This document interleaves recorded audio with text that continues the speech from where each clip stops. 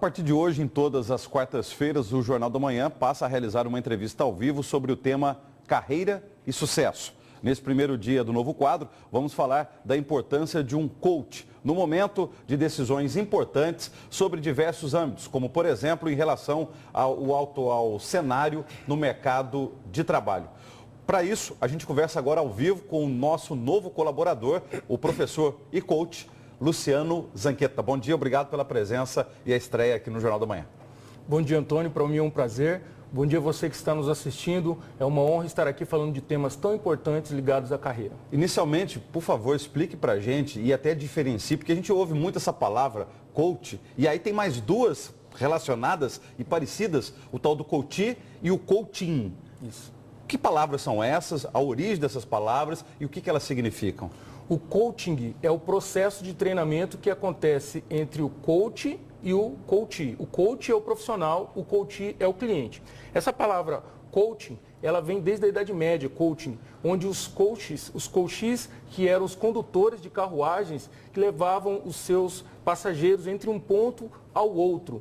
E aí, em 1950, surgiu então o profissional coach, que trabalha com gerenciamento de pessoas, que desenvolvem pessoas.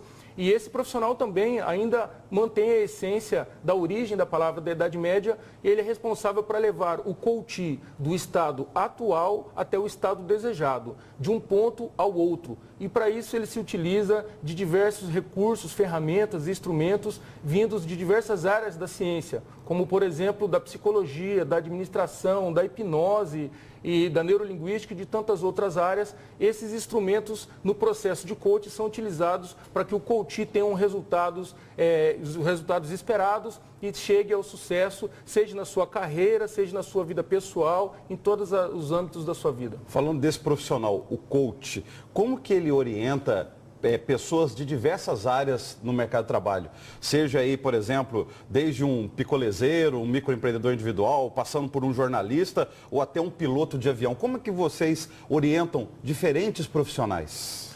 O coach, ele trabalha, as profissões são diferentes, as atividades são diferentes, mas o ser humano não. O ser humano ele tem muitas diferenças, mas ele é um ser humano. Então, o coach ele trabalha basicamente nas crenças, Antônio, porque o que nós acreditamos, o que você acredita, formam os seus valores.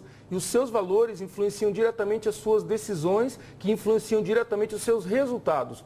Então, para você ter resultados melhores, é necessário que você mude, transforme, ressignifique as suas crenças. Dou um exemplo prático aqui, um profissional, por exemplo, que tem medo de falar em público, né? Ele treme, trava na hora de falar em público. Todos nós podemos tranquilamente falar em público. Então, isso é uma crença limitadora, uma crença que limita esse profissional. Então, nesse caso, o papel do coach é trabalhar no sentido de ressignificar essas crenças, fazendo com que esse profissional desenvolva competência, que competência significa conhecimentos, habilidades e atitudes para que ele consiga, sim, falar em público e ser um bom comunicador. Porque a nossa mente, nós viemos equipado, Deus nos fez, a nossa mente veio equipada de fábrica com uma potência, com uma potencialidade que muitas das vezes até nós mesmos desconhecemos. Nós estamos com uma realidade brasileira hoje com mais de 11 milhões de trabalhadores desempregados. Nesse cenário do mercado brasileiro hoje, o que vocês, profissionais, coach, têm orientado os profissionais que estão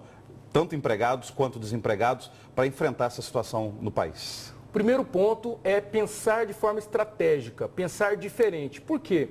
O que te trouxe até aqui não significa que vai te levar com sucesso para o futuro. Então, tem profissionais hoje que são bem-sucedidos e que estão passando por diversas situações de dificuldade, levando em consideração o cenário político, econômico. Então, é necessário se reinventar, é necessário fazer diferente, pensar de forma estratégica. Hoje, muitos profissionais ainda, mesmo ocupando posições de liderança, têm um pensamento muito operacional das suas atividades. É necessário que o profissional pense mais em nível de gestão, em nível estratégico e, sobretudo, busque se desenvolver, estudar, se aperfeiçoar, fazer cursos, acordar mais cedo e dormir mais tarde, porque a transpiração muitas das vezes é mais importante do que a inspiração, né? Sobretudo trabalhar mais e tantos outros ingredientes que levam o profissional ao sucesso, mas principalmente a crença de que ele é capaz e o pensamento estratégico voltado para a gestão. Isso independente da posição que ele ocupa do ponto de vista operacional, ou tático, ou estratégico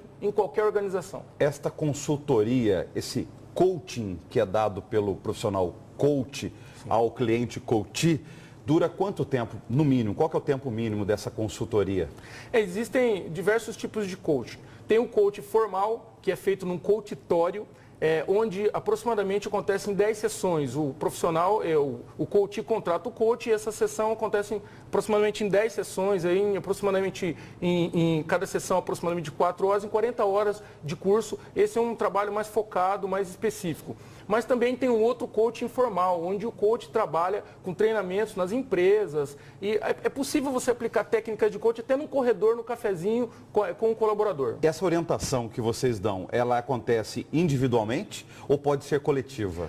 Das duas formas, individualmente, no coachitório, e dentro do coachitório também existem sessões individuais, mas são sessões, por exemplo, que podem trazer... Existe coach para a família, onde os membros da família se reúnem ali também, ou da empresa, onde determinados departamentos se reúnem especificamente, ou também de uma forma coletiva, enfim. As técnicas de coaching, elas, como eu disse, vêm de diversas áreas da ciência, então elas são utilizadas, às vezes, como eu disse, Antônio, até num cafezinho, às vezes o colaborador encontra ali com o seu líder, se ele tem essas ferramentas coaching, ele consegue... naquele momento ali, abordar o seu colaborador e usar algum tipo de ferramenta específica no sentido de contribuir com o crescimento dele naquele momento. Existe uma literatura, livros específicos nesta área para quem quer, por exemplo, se aprofundar no assunto?